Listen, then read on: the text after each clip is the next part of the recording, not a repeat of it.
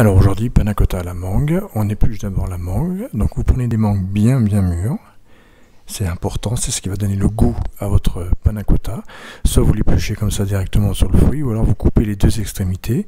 Et comme quand vous pelez une orange, vous tournez autour. Voilà. Donc il faut des mangues bien mûres. Ensuite on récupère la chair tout autour du noyau. On récupérera le maximum de chair. Donc là vous grattez, vous y allez en frottant, enfin bref, vous récupérez vraiment le maximum de chair. Donc le plus dur, c'est de trouver vraiment des mangues bien mûres, hein. Mais il y en a. Donc on racle bien. Et ensuite on hache au couteau. Voilà. On la mixe pas pour l'instant, on la hache bien au couteau. Grossièrement, hein. Voilà. Vous voyez comme ça. Donc c'est la mangue jaune sur une planche jaune, ça reflète pas rien du tout, on est bien d'accord, hein. Donc là je prends 1 litre de crème, je prends la crème à 30% matière grasse, vous pouvez même prendre la 35% matière grasse, vous en trouvez dans le supermarché, hein. Et vous le mettez dans une casserole.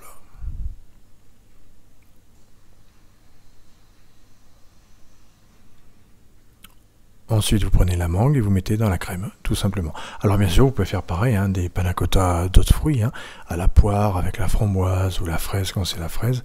Le même principe, hein. Donc là, on a 2 mangues pour 1 litre de lait. On va mettre un petit peu de vanille, on va mettre, on va dire l'équivalent de 2 petites cuillères à soupe.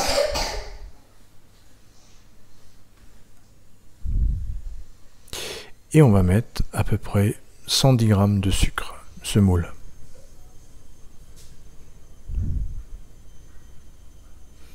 Et on le met à chauffer. Donc là on met le feu assez fort, hein, on le met à fond.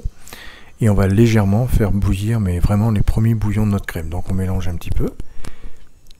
Et on va préparer la gélatine. Avant de préparer la gélatine, on peut mettre aussi quelques feuilles de menthe.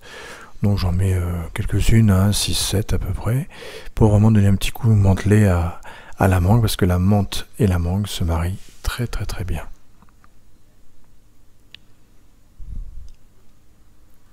Donc on mélange, et là on va, dans de l'eau froide, mettre les feuilles de gélatine.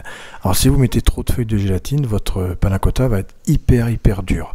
Donc là on met à peu près 7 feuilles de gélatine dans de l'eau froide. Et on la laisse se dissoudre un petit peu, vous allez voir, elle va ramollir. Et on la laisse ramollir, et on la mettra dans notre panna cotta qui a déjà bien chauffé. On le met toujours dans une préparation chaude, hein, les feuilles de gélatine. Donc là la préparation commence à bouillir. Je prends ma feuille de gélatine, je l'égoutte un peu. Donc là, c'est pas très glamour, mais peu importe. Et on la met dans la panna cotta. Enfin, dans la crème. Et on mélange bien. Donc là, on laisse bien chauffer jusqu'à un premier bouillon.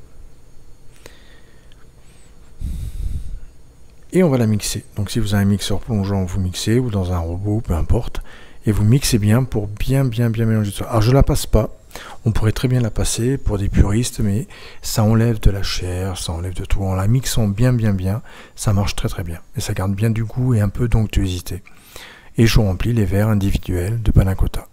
Donc là, vous voyez, on prend des beaux verres, hein, quand même, des verres, une belle portion de panna cotta. Et je les mets dans le verre et on va les mettre au frais. Une bonne demi-journée, hein. L'idéal, si vous faites le soir, vous la mettez toute la nuit au froid, et après vous pouvez la consommer 3-4 jours après aussi sans aucun problème, soit le lendemain, soit 3-4 jours après, ça conserve très bien. Après on la décore, on met un petit bouquet de menthe pour la décorer, hein, tout simplement. Ça c'est juste une astuce. On va y mettre un peu de coulis exotiques, de fruits exotiques, on va y mettre un petit morceau de chocolat. Donc nous on a fait juste fondre du chocolat, on a mis des graines de pistache dessus, et puis après on l'a cassé, tout simplement. On l'a fait fondre pas trop fort, hein, le chocolat. Voilà. Et après, il n'y aura plus qu'à piocher dedans et à manger. Voilà, j'espère que cette petite recette très rapide, je vous préviens qu'elle est onctueuse, cette panna cotta. Et puis à bientôt pour d'autres recettes. Merci à vous.